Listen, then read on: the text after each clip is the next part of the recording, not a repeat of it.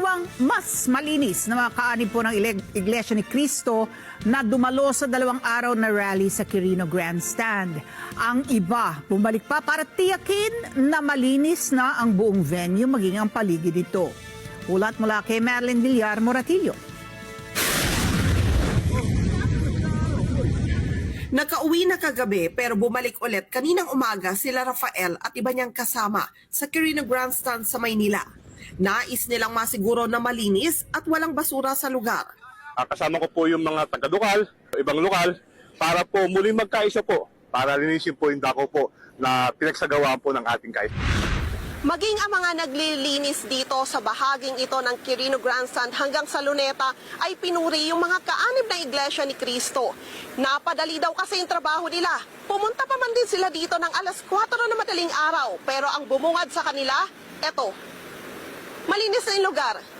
Mas madali na yung trabaho nila dahil ang gagawin na lang nila, hakutin yung mga plastic ng basura na maayos na nakatumpok sa gilid, papunta sa mga truck. Ayan po, may mga gamit pong panlinis at kung di po kaya, kailangan pong kamayin. Meron naman po tayong mga gloves, takip ng bote, yung pong mga candies, yung mga plastic po ng candies, at iba't ibang mga kailangan hakutin para po malinis po yung lugar.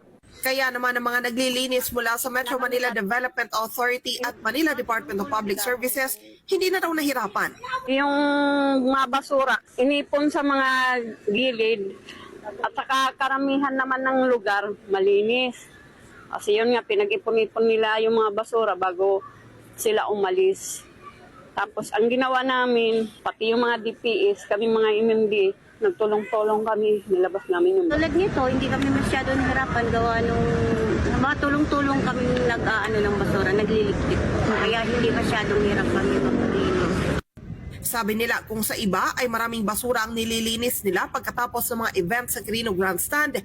Dito, pagkatapos ng ginawang Rally for Transparency and a Better Democracy na Iglesia ni Cristo, malinis agad ang lugar. Maganda naman yung patakaran nila kasi may kaanuhan namang kalinisan. Ngayon po, malinis po sila ngayon. Wala pong ganong basura na nagkalat. Lahat po isang tumpok-tumpok na po talaga sila.